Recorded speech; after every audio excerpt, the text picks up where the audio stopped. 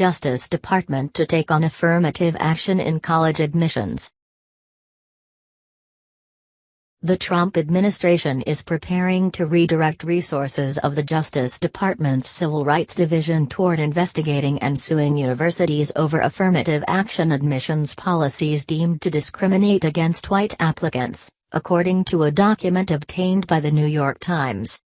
The document, an internal announcement to the Civil Rights Division, seeks current lawyers interested in working for a new project on investigations and possible litigation related to intentional race-based discrimination in college and university admissions. The announcement suggests that the project will be run out of the division's front office, where the Trump administration's political appointees work, rather than its Educational Opportunities section, which is run by career civil servants and normally handles work involving schools and universities. The document does not explicitly identify whom the Justice Department considers at risk of discrimination because of affirmative action admissions policies. But the phrasing it uses, intentional race-based discrimination, cuts to the heart of programs designed to bring more minority students to university campuses. Supporters and critics of the project said it was clearly targeting admissions programs that can give members of generally disadvantaged groups, like Black and Latino students, an edge over other applicants with comparable or higher test scores. Continue reading the main story. The Trump White House. The historic moments, head-spinning developments and inside the White House intrigue. FDA has 6 inspectors for 3 million shipments of cosmetics. August 2. Trump loyalist mixes businesses and access at advisory firm. August 1. Trump's claims on unemployment and business spirit. August 1. Border agents test facial scans to track those overstaying visas. August 1. Senate confirms Christopher Wray as new FBI director. August 1. See more. Related coverage. Justice Department says rights law doesn't protect gays. July 27, 2017. Sweeping federal review could affect consent decrees nationwide. April 3, 2017.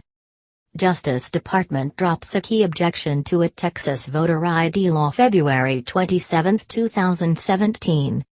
Supreme Court upholds affirmative action program at University of Texas. June 23, 2016. Justice Department's hiring for civil rights shifts under Obama. May 31, 2011. The project is another sign that the Civil Rights Division is taking on a conservative tilt under President Trump and Attorney General Jeff Sessions. It follows other changes in Justice Department policy on voting rights, gay rights and police reforms.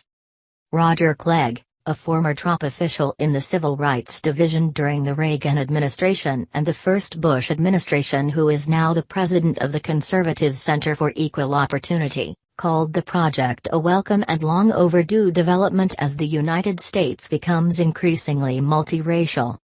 The civil rights laws were deliberately written to protect everyone from discrimination, and it is frequently the case that not only are whites discriminated against now, but frequently Asian Americans are as well, he said. But Kristen Clark, the president of the Liberal Lawyers Committee for Civil Rights under Law, criticized the Affirmative Action Project as misaligned with the division's long-standing priorities. She noted that the Civil Rights Division was created and launched to deal with the unique problem of discrimination faced by our nation's most oppressed minority groups, performing work that often no one else has the resources or expertise to do. This is deeply disturbing, she said. It would be a dog whistle that could invite a lot of chaos and unnecessarily create hysteria among colleges and universities who may fear that the government may come down on them for their efforts to maintain diversity on their campuses.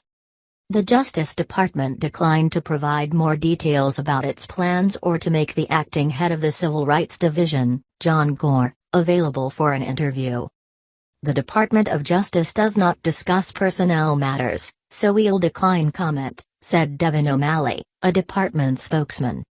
The Supreme Court has ruled that the educational benefits that flow from having a diverse student body can justify using race as one factor among many in a holistic evaluation, while rejecting blunt racial quotas or race-based point systems. But what that permits in actual practice by universities, public ones as well as private ones that receive federal funding, is often murky. Mr. Clegg said he would expect the project to focus on investigating complaints the Civil Rights Division received about any university admissions programs. He also suggested that the project would look for stark gaps in test scores and dropout rates among different racial cohorts within student bodies, which he said would be evidence suggesting that admissions offices were putting too great an emphasis on applicants' race and crossing the line the Supreme Court has drawn. Some of that data, he added, could be available through the Education Department's Office for Civil Rights, which did not respond to a request for comment. The Supreme Court most recently addressed affirmative action admissions policies in a 2016 case, voting 4-3 to uphold a race-conscious program at the University of Texas at Austin. But there are several pending lawsuits challenging such practices at other high-profile institutions, including Harvard University and the University of North Carolina. The Justice Department has not taken a position in those cases.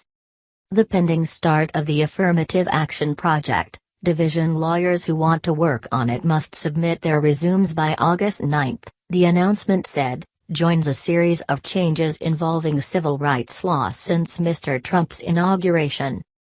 In a lawsuit challenging Texas' strict voter identification law, the Justice Department switched its position, dropping the claim that the law was intentionally discriminatory and later declaring that the law had been fixed. Mr. Sessions has also made clear he is not interested in using consent decrees to impose reforms on troubled police departments and has initiated a sweeping review of existing agreements. Last week, the Justice Department, without being asked, filed a brief in a private employment discrimination lawsuit. It urged an appeals court not to interpret the ban on sex-based discrimination in the Civil Rights Act of 1964 as covering sexual orientation. The Obama administration had shied from taking a stand on that question. Vanita Gupta, who ran the Civil Rights Division in the Obama administration's second term and is now president of the Liberal Leadership Conference on Civil and Human Rights, noted that the briefs in the Texas voter identification and gay rights cases were signed only by Trump administration political appointees, not career officials, just as the Affirmative Action Project will apparently be run directly by the division's front office. The fact that the position is in the political front office, and not in the career section that enforces anti-discrimination laws for education, suggests that this person will be carrying out an agenda aimed at undermining diversity in higher education without needing to say it, Ms. Gupta said. The Civil Rights Division has been a recurring culture war battleground as it passed between Democratic and Republican administrations. During the administration of George W. Bush, its overseers violated civil service hiring laws, an inspector general found, by filling its career ranks with conservatives who often had scant experience in civil rights law. At the same time, it brought fewer cases alleging systematic discrimination against minorities and more alleging reverse discrimination against whites, like a 2006 lawsuit forcing Southern Illinois University to stop reserving certain fellowship programs for women or members of underrepresented racial groups. In 2009, the Obama administration vowed to revitalize the agency and hired career officials who brought in many new lawyers with experience working for traditional, liberal-leaning civil rights organizations.